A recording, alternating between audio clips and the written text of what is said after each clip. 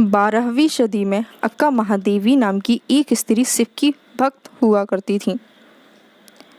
शिव को वह अपने पति के रूप में देखती थी। बचपन से ही उन्होंने अपने आप को पूरी तरह से शिव के प्रति समर्पित कर दिया था।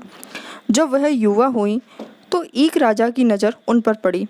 वह इतनी खूबसूरत थी कि राजा ने उनके सामने विवाह का प्रस्ताव रख दिया, लेकिन उन्होंने इनकार कर दिया। राजा ने उन्हें धमकाया, अगर तुम मुझसे विवाह नहीं करोगी तो मैं तुम्हारे माता पिता को मार डालूंगा। डरकर उन्होंने उससे शादी कर ली, लेकिन उसे शारीरिक रूप से दूर ही रखा। राजा उनसे कई तरीकों से प्रेम निवेदन करता रहा, लेकिन हर बार एक ही बात कहती, मेरी शादी तो बहुत पहले शिव से हो चुकी है।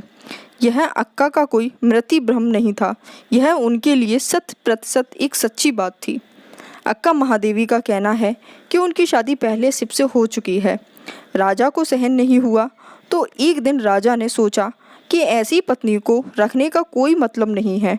ऐसी पत्नी के साथ भला कोई कैसे रह सकता है जिसने किसी अदृश्य व अनजाने व्यक्ति से विवाह किया हुआ है।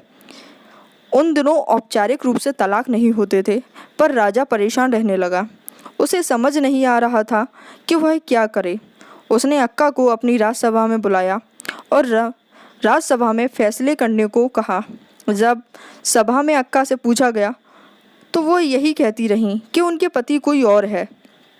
राजा को गुस्सा आ गया, क्योंकि इतने सारे लोगों के सामने उसकी पत्नी कह रही थी कि उसका पति कहीं और है। 800 साल पहले किसी राजा के लिए यह सहन कर पाना कोई आसान बात नहीं थी। समाज में ऐसी बातों का सामना करना आसान बात नहीं था।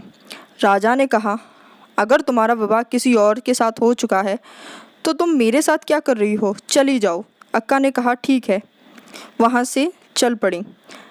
भारत में उन दिनों किसी महिला के लिए यह सोचना भी दुश्वार था कि वह हमेशा के लिए अपने पति का घर छोड़कर जा सकती है, लेकिन अक्का वहाँ से चल पड़ी। जब राजा ने देखा अक्का बिना किसी परेशानी के उसे छोड़कर जा रही है तो वो क्रोध के कारण उसके मन में नीचता आ गई। उसने कहा कि तुमने जो कुछ भी पहना हुआ है, गहने कपड़े, सब कुछ मेरा है।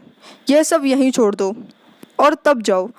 लोगों से भरी राजसभा में 17-18 साल की उस युवती अक्का महादेवी ने अपने सभी वस्त्र उतार दिए और वहाँ से निर्वस्त्र ही चल पड़ी।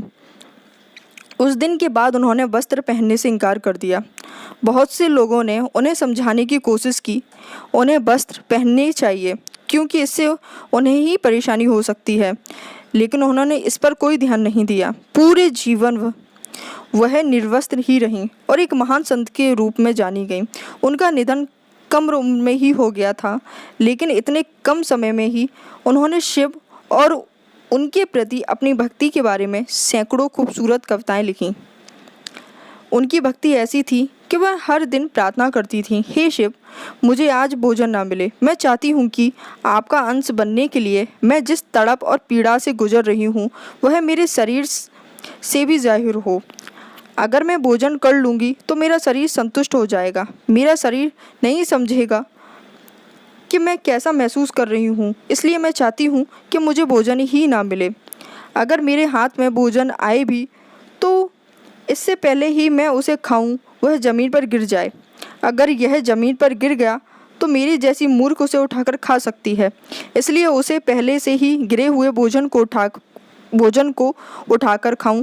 कोई कुत्ता आए और उसे ले जाए, यह उनकी रोज़ाना की प्रार्थना थी। अगर आपको मेरी कहानी पसंद आई हो तो प्लीज़ मेरे चैनल को लाइक एंड शेयर सब्सक्राइब ज़रूर करें। धन्यवाद।